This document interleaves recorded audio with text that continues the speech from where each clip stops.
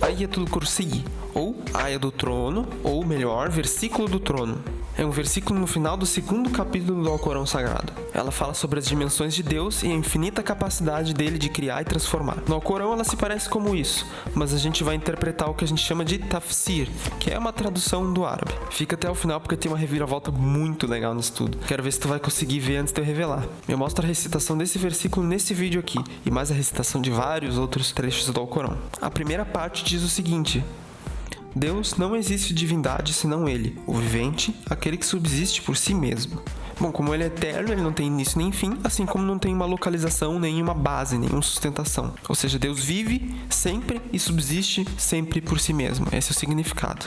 E a segunda parte diz: não o tomam nem sonolência, nem sono. O próximo faz uma alusão ao fato de Deus ser uma totalidade e não ter limites. Dele é o que há nos céus e o que há na terra. E o próximo é uma pergunta retórica: quem intercederá junto dele, senão com sua permissão? Ou seja, alguém consegue violar a lei da realidade?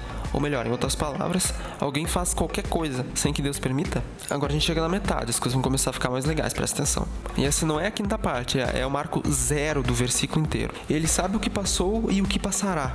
Agora vem a segunda parte, mas eu vou fazer um speedrun bem rapidinho. E nada entende de seu conhecimento, senão aquilo que ele quer. Seu trono abrange os céus e a terra, e não alcança sustentá-los. E ele é o Altíssimo, o Magnífico. Tá aí o versículo inteiro, bem poético, né?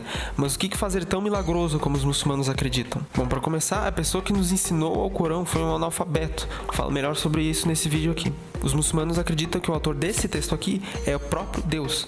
Mas não é esse texto aqui exatamente, é esse aqui na verdade. Não as letras, mas os termos em árabe. E nunca que eu vou conseguir traduzir isso, trazer isso pro português. E nem para nenhum outro idioma. Só se Deus quisesse traduzir isso aqui para mim. E eu acho que eu não tô nesse nível todo aí não. O que eu posso mostrar dentro dos limites da barreira linguística é o seguinte: aqui a gente tem o que é chamado de harmonia circular. Mas o que um texto árabe tem a ver com uma forma geométrica, afinal? Acontece que esse versículo todo aqui conversa consigo mesmo e tudo se conecta no centro. Deem uma olhada nisso aqui. Deus não existe divindade senão Ele, o vivente, aquele que subsiste por si mesmo. E Ele é o Altíssimo, o Magnífico. Não o tomam nem sonolência nem sono, e não cansa sustentá-los. Dele é o que há nos céus e o que há na terra. Seu trono abrange os céus e a terra. Quem intercederá junto dele senão com sua permissão? E nada entendem de seu conhecimento senão aquilo que ele quer. E o mais interessante é que Deus não precisou fazer nenhum esforço para montar essa estrutura, e isso por um motivo simples: Ele sabe o que passou e o que passará.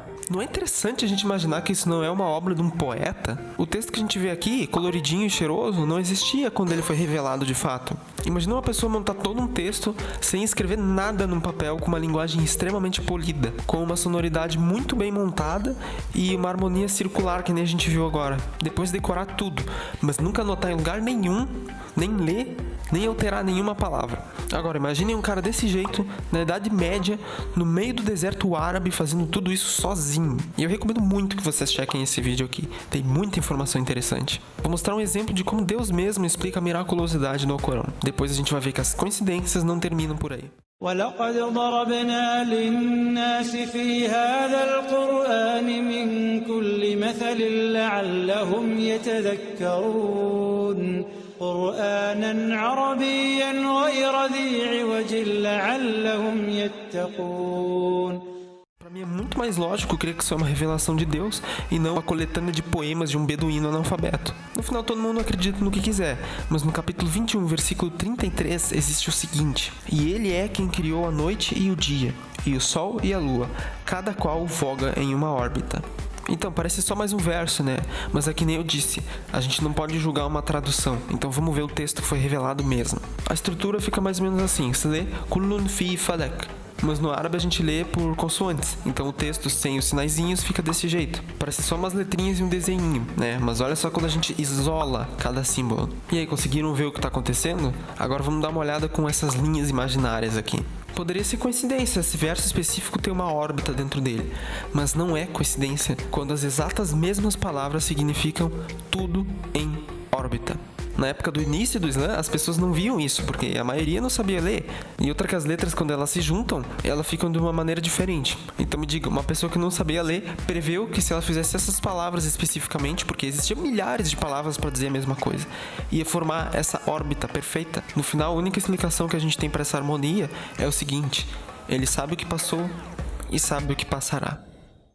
طاسين تلك آيات القرآن وكتاب مبين